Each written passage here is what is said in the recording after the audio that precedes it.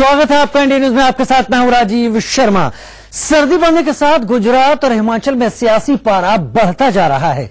गुजरात और हिमाचल विधानसभा चुनाव पर सबसे बड़े शो किस्सा कुर्सिका में आपका स्वागत है। आज के इस शो में हम आपको बताएंगे कि जो दो जगह चुनाव हो रहे हैं, आखिर क्यों कांग्रेस भरूच में अपने वर्चस्व को फिर पाने के लिए बेकरार है। साथ ही भरूच की जनता के मन की बात आपको बताएंगे। हम आपको हिमाचल के कांगड़ा लेकर चलेंगे, जहां पिछले एक दशक से जनता ने बीजेपी कांग्रेस दोनों को नकार दिया है। लेकिन सबसे पहले गुजरात के भरूच से चुनावी चौपाल।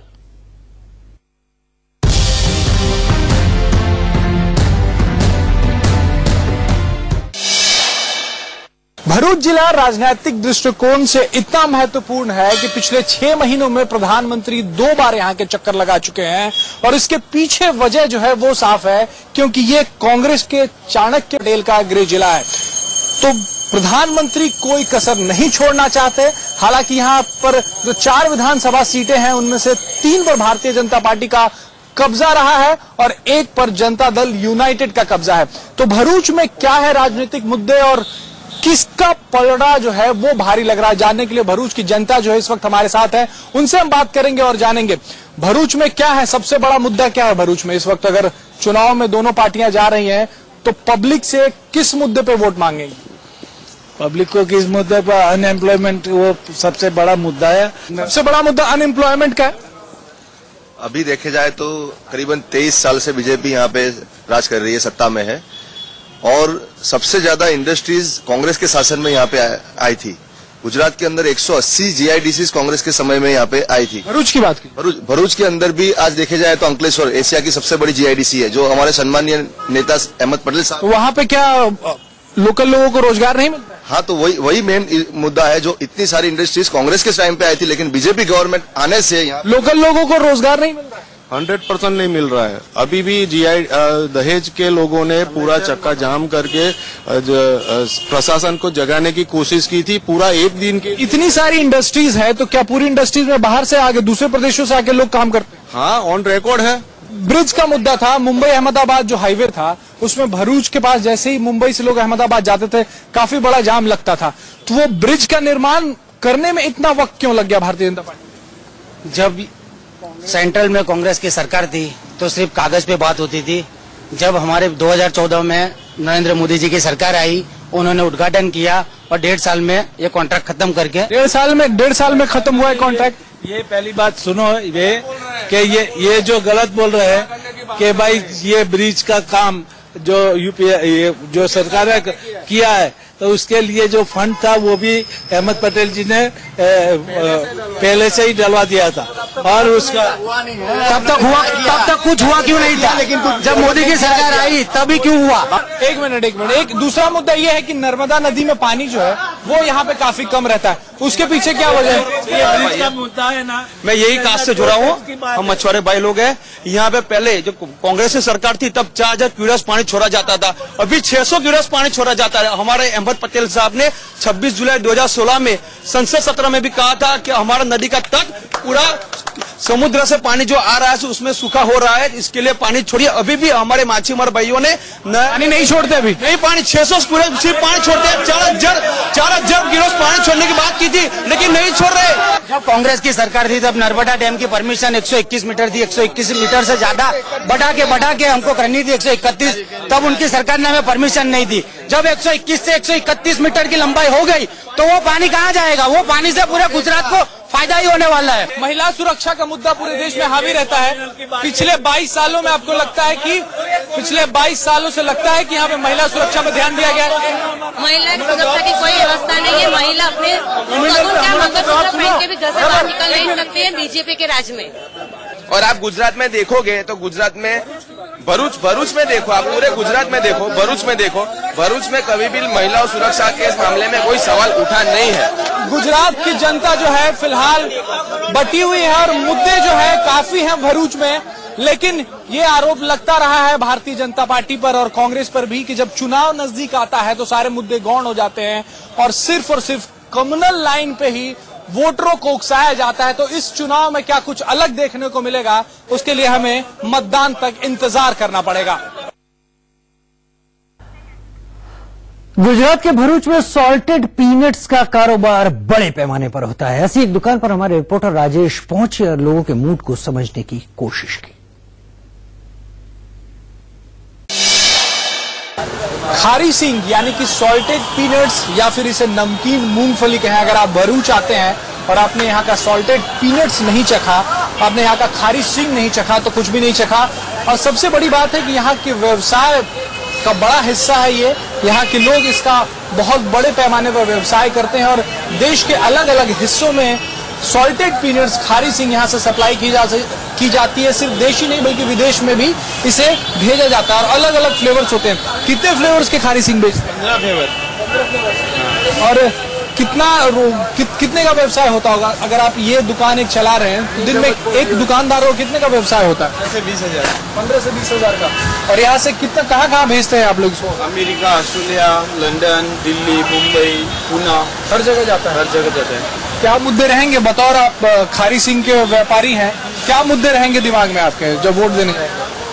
वोट देने जाएंगे तो हम हमारे मन से दे देंगे जिसको वोट देना है उसको। चलिए और भी लोग हैं यहाँ पे, उनसे जानते हैं। भाई चुनाव आने वाला है, खारी सिंह के दुकान पे हैं आप।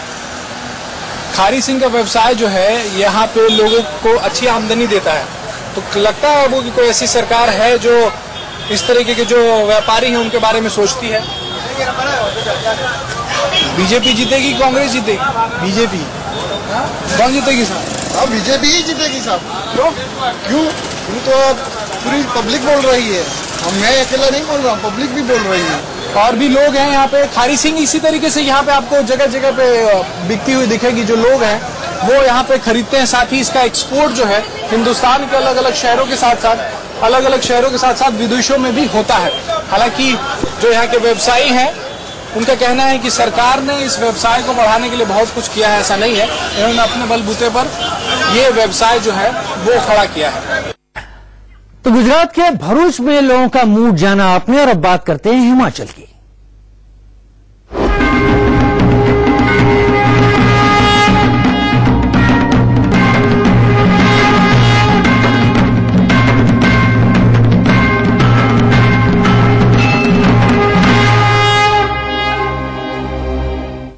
चलते हैं हिमाचल के कांगड़ा की तरफ। कांगड़ा में इस बार बीजेपी और कांग्रेस दोनों ही एड़ी चोटी का जोर लगा रहे हैं। पिछले एक दशक से यहां की जनता ने बीजेपी और कांग्रेस दोनों को ही नकार रखा है, लेकिन इस बार क्या होगा, यही समझने के लिए हमारे सहयोगी विपिन परमार ने वहां के लोगों से बातचीत की। चुनावी चौपाल का आज का सफर पहुंचा है कांगड़ा। कांगड़ा देवियों का स्थान माना जाता है। यहाँ पर कई देवियों का वास है। बगलामुखी, ब्रजेश्वरी मंदिर, कांगड़ा देवी, हर देवी के पास जाकर उम्मीदवार जो है नाक रगड़कर, माथा टेककर जो है आशीर्वाद ले रहे हैं। लेकिन सबसे बड़ा आशीर्वाद है वो है जनता का। ये जनता है जो सब जानती है। चुनावी चौपाल के आज के सफर में कांगड़ा की जनता से जानेंगे कि उनके मुद्दे क्या हैं, क्या चाहते हैं वो अपने उम्मीदवारों से, किस तरह की सरकार वो हिमाचल में चाहते हैं। ये सारी बातें होंगी। सबसे पहले वालिया साहब आपसे शुरुआत करूंगा। आपके प्रेजेंट के विधायक हैं, अभी जो कांग्रेस पार्टी जो है, रूलिंग कांग्रेस पार्टी, उसके विधायक रहे हैं। कौन से 5 ऐसे काम हैं जो आप समझते हैं कि कांगड़ा में उनके द्वारा करवाए गए जो अचीवमेंट आप लोग मानते हैं? मैं सबसे पहले तो ये मानता हूं कि वो रूलिंग पार्टी में नहीं थे, आजाद उम्मीदवार थे। आजाद उम्मीदवार होने के बावजूद जो उन्होंने, आपने मुझसे पूछा कि 5 काम कौन से करवाए, सबसे पहले तो ये है कि उन्होंने चंगर और पलम का भेदभाव खत्म करके 2 अलग अलग कॉलेज खुलवाए। नंबर 2, चंगर क्षेत्र के लिए उन्होंने ITI जो है वो खुलवाई। तीसरी बात, उन्होंने जो एम्प्लॉयमेंट एक्सचेंज था, जो हमारे बच्चे धर्मशाला में जाते थे, उनको सुविधा देने के लिए कांगड़ा में खुलवाया।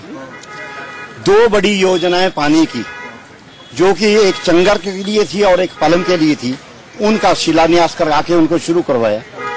और सबसे बड़ी बात यह है कि कांगड़ा क्षेत्र के लिए जो पेयजल योजना थी उसको शुरू करवाया।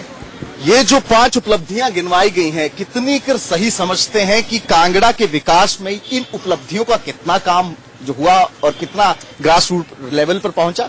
और आप लोगों ने जो 5 साल पिछले देखे, चाहे इंडिपेंडेंट विधायक थे, कितना विकास आप लोगों ने देखा है और आपके क्या 5 मुद्दे जो है जिनको लेकर आप आज चुनाव?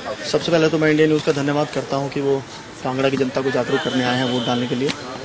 मैं सबसे पहले तो एक बात क्लियर करना चाहता हूं, वालिया जी ने कहा कि वो आजाद थे।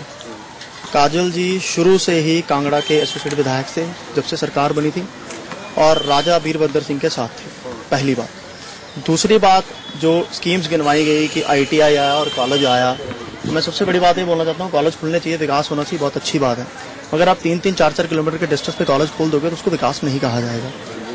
एक इंजीनियरिंग कॉलेज धूमल साहब की सरकार में पास हुआ था, मगर कांग्रेस के एसोसिएट विधायक होते हुए पवन काजल जी के हाथ से वो दूसरी कॉन्स्टिट्यूंसी नगरोटा में खींच के ले जाया गया। उस पर काजल जी का कोई जवाब नहीं।